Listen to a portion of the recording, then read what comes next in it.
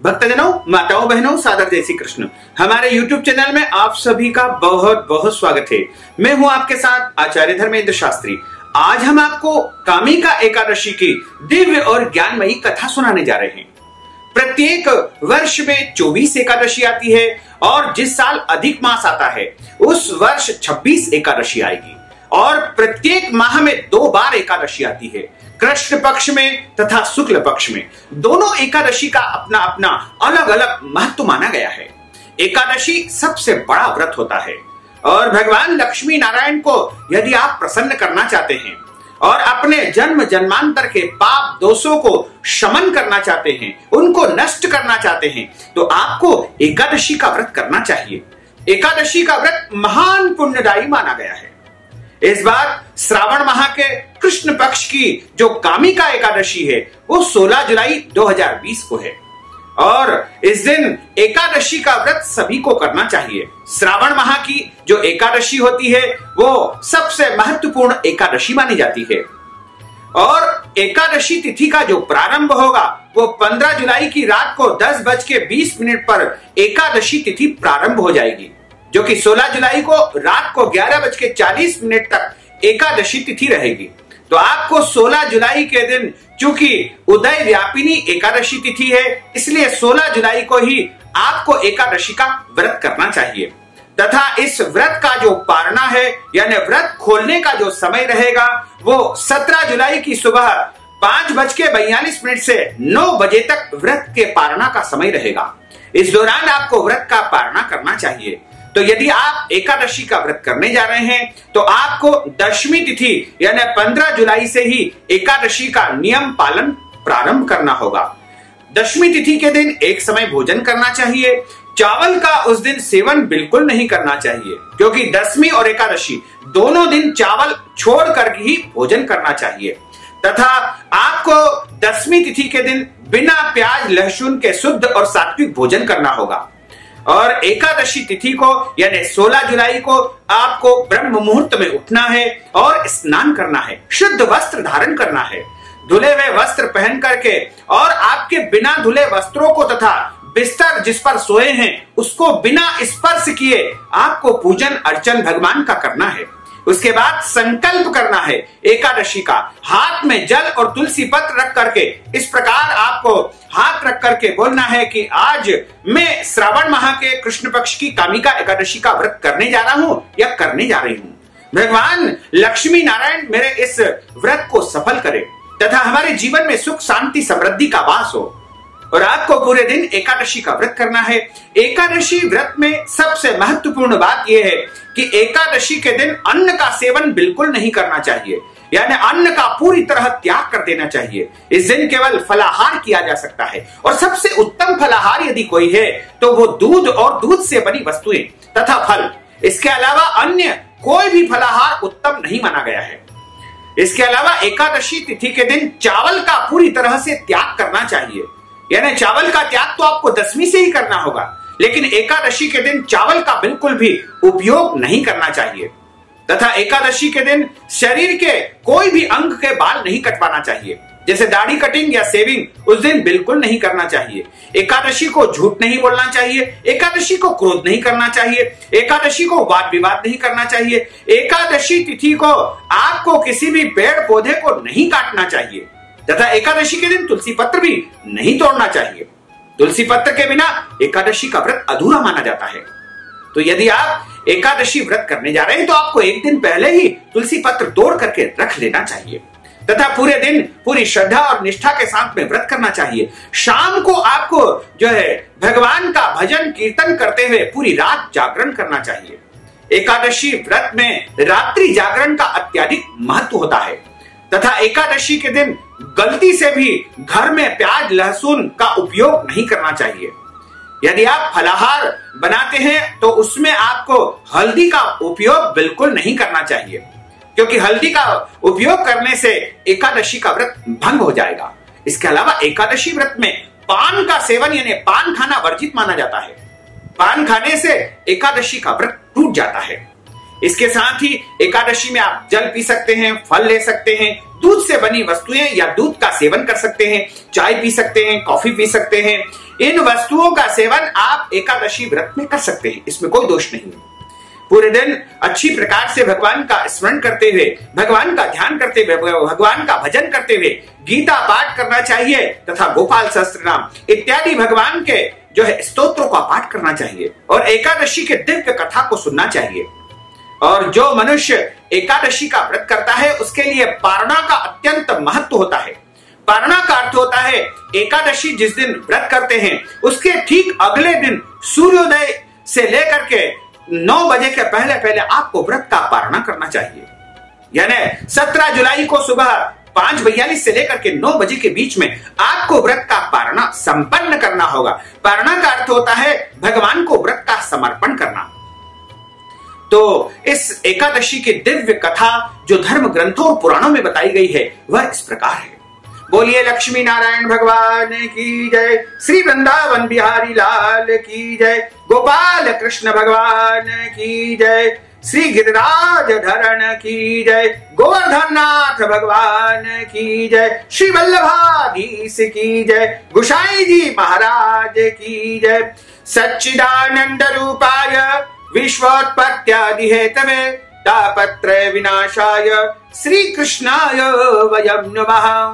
कृष्णाय वासुदेवाय हरये परमात्मने प्रणतः क्लेशनाशाय गोविंदाय नमो नमः। बोलिए गोपाल कृष्ण भगवान की जय। कुंती पुत्र धर्मराज युधिष्ठिर कहने लगे कि हे भगवान, आषाढ़ माह के शुक्ल पक्ष की देवशयनी एकादशी तथा चातुर्मास्य का महात्म मैंने आपके मुखारविंद से भली भांति सुना है। अब कृपा करके मुझे श्रावण माह के कृष्ण पक्ष की एकादशी का क्या नाम है उसके विषय में विस्तार पूर्वक बताइए तथा यह व्रत कैसे किया जाता है और इस व्रत का क्या महत्व है, ये आपके मुखारविंद से मैं जानना चाहता हूँ। भगवान कृष्ण कहने लगे कि हे युधिष्ठिर, इस एकादशी की कथा के बारे में जो है मैं आपको बताता हूँ। एक समय की बात है, स्वयं ब्रह्मा जी ने देवर्षि नारद से वह कथा कही थी, वही मैं तुमसे कहता हूं। नारद जी ने ब्रह्मा जी से पूछा था कि हे पितामह, श्रावण मास की कृष्ण पक्ष की एकादशी की कथा सुनने की मेरी इच्छा है। उस एकादशी का नाम क्या है और उसकी विधि क्या है तथा उसका महत्व क्या है, सो मैं आपसे सुनना चाहता हूं। नारद जी के वचन को सुन करके ब्रह्मा जी ने कहा था कि हे नारद, लोगों के हित के लिए परोपकार की भावना से तुमने उत्तम प्रश्न किया है। श्रावण माह के कृष्ण पक्ष की एकादशी का नाम कामिका एकादशी है तथा यह एकादशी समस्त कामनाओं को पूर्ण करने वाली है और इसकी कथा सुनने मात्र से वाजपेय यज्ञ का फल प्राप्त होता है। इस दिन शंख चक्र गदाधारी विष्णु भगवान का पूजन किया जाता है, जिनके नाम है श्रीधर, हरि, विष्णु, माधव, मधुसूदन। और इस दिन भगवान नारायण की पूजा करने से उत्तम फल प्राप्त होता है और उस फल से तुम्हें क्या क्या मिलेगा वह मैं तुम्हें विस्तार पूर्वक कहता हूं। इस दिन जो कोई भी भगवान नारायण का, भगवान विष्णु का पूजन अर्चन करता है या कामिका एकादशी का व्रत करता है, उसे गंगा जी का काशी में निवास करने का या काशी में गंगा जी में स्नान करने का या नैमिषारण्य तीर्थ में और पुष्कर में स्नान करने का फल प्राप्त होता है। वह विष्णु भगवान के पूजन करने से कामिका एकादशी के दिन जो फल प्राप्त होगा वही इन तीर्थों में जाकर के स्नान करने से फल प्राप्त होता है। जो फल सूर्य एवं चंद्र ग्रहण पर कुरुक्षेत्र और काशी में स्नान करने से, समुद्र वन सहित पृथ्वी का दान करने से, सिंह राशि के बृहस्पति में गोदावरी और गंडकी नदी में स्नान करने से जो फल प्राप्त होता है वही फल कामिका एकादशी के दिन भगवान विष्णु का पूजन अर्चन करने से प्राप्त हो जाएगा। जो मनुष्य श्रावण माह में भगवान का पूजन करता है और श्रावण की एकादशी के दिन पूजन करता है, उनसे देवता, गंधर्व और सूर्य आदि सब पूजित हो जाते हैं। अतः पापों के हरने वाला जो है यह व्रत है और सभी पापों से मुक्त कराने वाला कामिका एकादशी का व्रत माना गया है और भगवान विष्णु का पूजन इसमें अवश्य में करना चाहिए। पाप रूपी कीचड़ में फंसे हुए और संसार रूपी समुद्र में डूबे हुए मनुष्यों के लिए इस एकादशी का व्रत सबसे उत्तम माना गया है। ब्रह्मा जी नारद जी से कहते हैं कि इस दिन भगवान विष्णु का पूजन जो कोई भी मनुष्य करता है उसके समस्त पाप नष्ट हो जाते हैं, जन्म जन्मांतर के पापों का शमन हो जाता है। हे नारद, स्वयं भगवान ने यही कहा है कि कामिका व्रत से जीव को कुयोनि प्राप्त नहीं होती है। और जो मनुष्य इस एकादशी के दिन भक्ति पूर्वक तुलसी दल भगवान विष्णु को अर्पण करता है वह इस संसार के समस्त पापों से दूर रहते हैं। विष्णु भगवान रत्न, मोती, मणि तथा आभूषण आदि से इतने प्रसन्न नहीं होते हैं जितने कामिका एकादशी के दिन तुलसी पत्र को समर्पण करने से प्रसन्न हो जाते हैं। तुलसी दल से भगवान का पूजन करने से मनुष्य की समस्त कामनाएं पूर्ण हो जाती है। तुलसी दल पूजन का फल 4 भार चांदी और 1 भार स्वर्ण के दान के बराबर माना जाता है। हे नारद, मैं स्वयं भगवान की अति प्रिय तुलसी को सदैव नमस्कार करता हूं। तुलसी के पौधे को सींचने से मनुष्य की सब यातनाएं यानी सब प्रकार के जो सजाएं होती है वो नष्ट हो जाती है और तुलसी जी के दर्शन मात्र से सारे पाप नष्ट हो जाते हैं। और तुलसी जी का स्पर्श करने से तथा कामिका एकादशी के दिन तुलसी जी का पूजन करने से मनुष्य के जन्म जन्मांतर के और कई जन्मों के पाप उसके नष्ट हो जाएंगे तथा वह मनुष्य परम पवित्र हो जाएगा। और कामिका एकादशी की रात्रि में दीपदान तथा जागरण का भी विशेष फल माना गया है। और इस फल का इतना विशेष महत्व है कि हमारे जितने भी पूर्वज हैं जो भी नरकों में पड़े हुए हैं या जिनकी अधोगति नहीं हो पाई है उनका भी मोक्ष हो जाएगा। स्वयं चित्रगुप्त भगवान ने यह बात बताई है। जो इस एकादशी की रात्रि में भगवान नारायण के मंदिर में दीपक जलाता है उसके पितर स्वर्ग लोक में अमृत पान करते हैं तथा जो घी या तेल का दीपक जलाते हैं वो 100 करोड़ दीपकों से प्रकाशित होकर के सूर्य लोक में हमेशा हमेशा के लिए निवास करते हैं। भगवान ब्रह्मा जी कहते हैं कि हे नारद, ब्रह्म हत्या तथा भ्रूण हत्या आदि पापों का नष्ट करने वाली इस कामिका एकादशी का व्रत मनुष्य को जो है अवश्य ही करना चाहिए और यत्न पूर्वक इस दिन नियम का पालन करना चाहिए। कामिका एकादशी का व्रत का महात्म श्रद्धा से सुनने तथा पढ़ने वाला मनुष्य समस्त पापों से मुक्त होकर के विष्णु लोक को प्राप्त कर लेता है।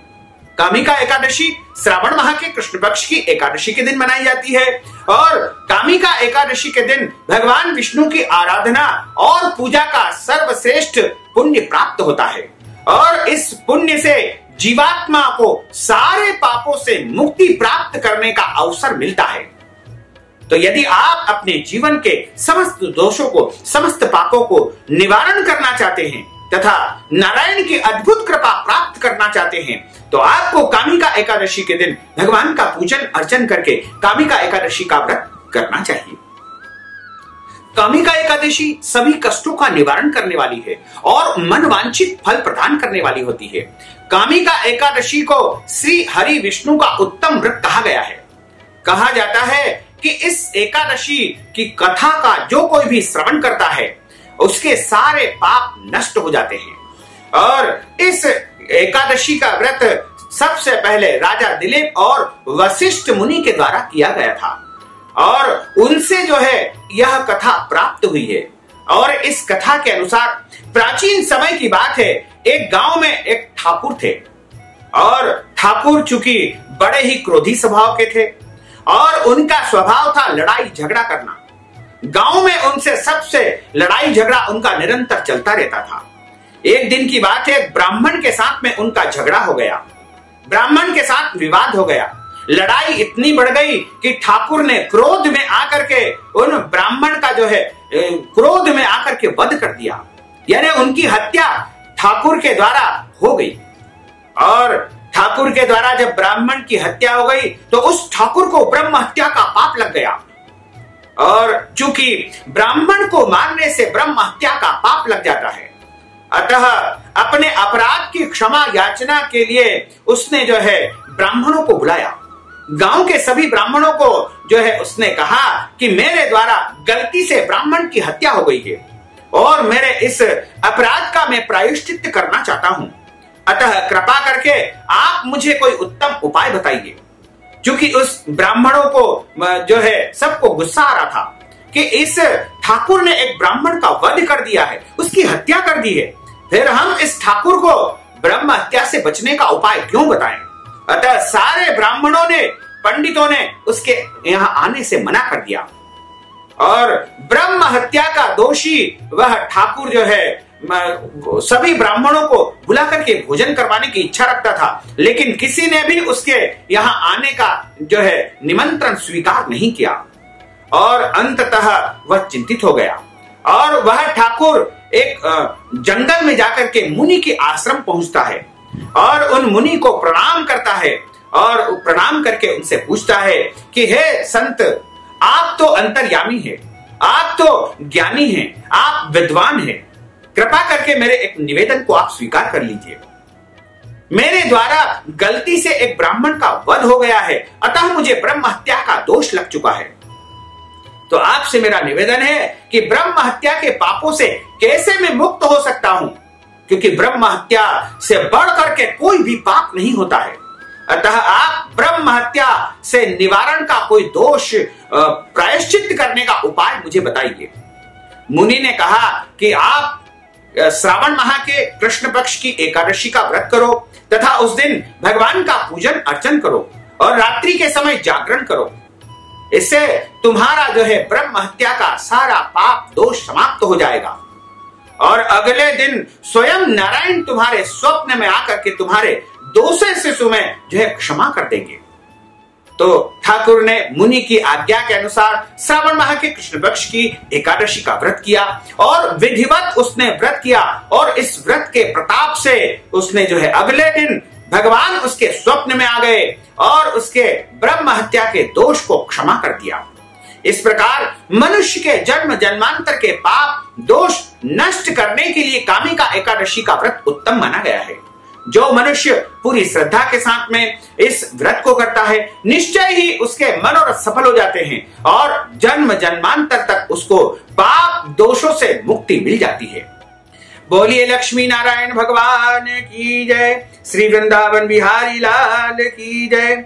अच्युतम केशवम राम नारायणम कृष्ण दामोदरम वासुदेवम हरे, श्रीधरम माधवम गोपिका वल्लभम, श्री जानकी नायकम श्री रामचंद्रम भजे, जानकी मनोहरम सर्वलोक नायकम श्री शंकरादि सेवितम, पुण्य नाम कीर्तनम श्री राम राम राम राम राम नाम तायकम, राम कृष्ण वासुदेवा भक्ति मुक्तिदायकम, राम कृष्ण वासुदेवा भक्ति मुक्तिदायकम। बोलिए लक्ष्मी नारायण भगवान की जय, श्री वृंदावन बिहारी लाल की जय, गोपाल कृष्ण भगवान की जय, गिरिराज धरण की जय। भक्तजनों, माताओं बहनों, हमने जो ज्ञानवर्धक कथा आपको सुनाई है उसको आप अधिक से अधिक लोगों को शेयर करिएगा, लाइक करिएगा, कमेंट करिएगा और यदि अभी तक आपने सब्सक्राइब नहीं किया तो अभी और इसी समय सब्सक्राइब अवश्य कर लीजिए। आपको और आपके पूरे परिवार को सादर जय श्री कृष्ण, सादर धन्यवाद।